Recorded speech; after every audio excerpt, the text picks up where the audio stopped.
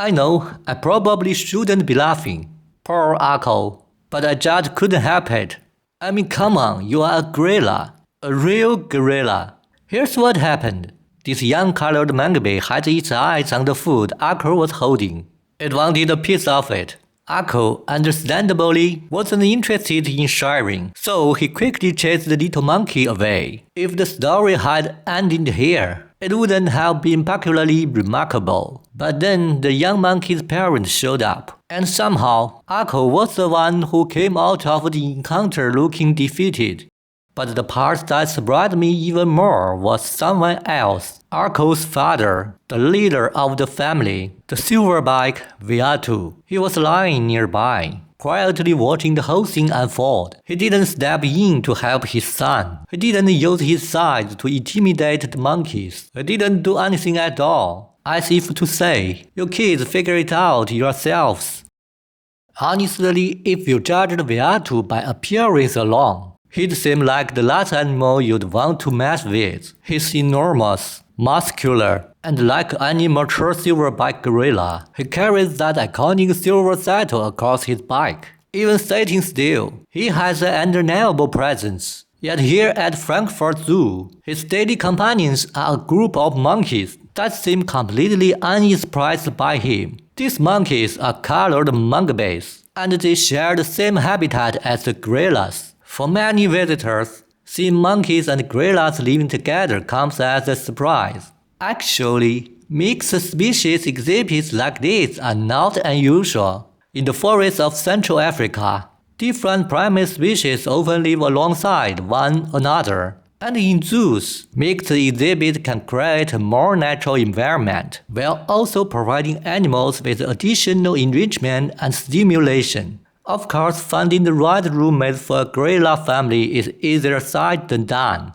Frankfurt's first choice wasn't colored mangabes at all. It was a small group of patas monkeys. And fortunately, the patas monkeys never seemed comfortable around gorillas. To put it simply, the gorillas were not doing anything. The patas monkeys were just nervous anyway. In the end, the experiment never really worked as intended.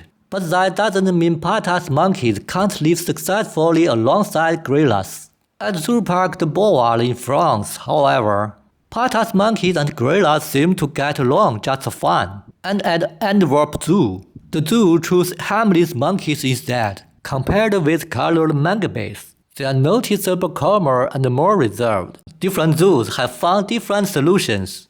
There isn't a single formula that works everywhere. Success depends on the enclosure, the social groups, and sometimes even the personality of individual animals. For Frankfurt Zoo, the answer turned out to be colored mangabes, and judging by the results, they adapted extremely well. If the patas monkeys behaved like guests, the mangabes act like they own the place. They don't seem bothered by the gorillas at all. They run wherever they want. They cause trouble whenever the opportunity presents itself. Sometimes I honestly wonder if they have forgotten who their neighbors are. Of course, that confusion isn't entirely without reason. The zoo designed special areas for the mangabes. They have their own indoor quarters connected by small openings. The mangabes can move through them easily. The gorillas can't. For the monkeys, it's essentially a built-in safe house. No matter what happens outside, they always have somewhere to retreat. And over time, both species seem to have grown accustomed to one another.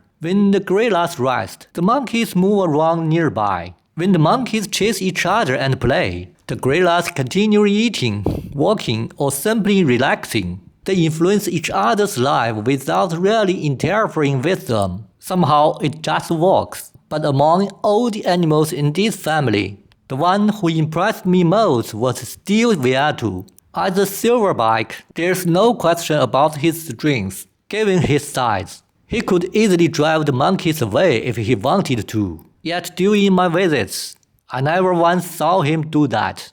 Including the day Akko got himself into trouble with the mangabes, Viatu simply watched. No threats, no retaliation. Not even an attempt to intervene. No, of course, this is only what I happen to observe.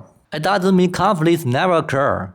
Most of the time, they just lived alongside each other peacefully, especially from a mature silverback like Viatu.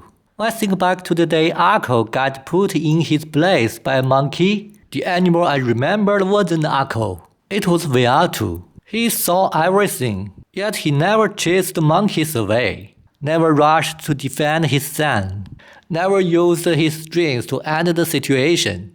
What fascinates me is precisely that restraint, that gentleness, the ability to process in mind's power and not feel the need to use it. Maybe that's why I always think of gorillas as gentle giants. And somehow, when a group of fearless little monkeys becomes their neighbors, that gentleness feels even more real.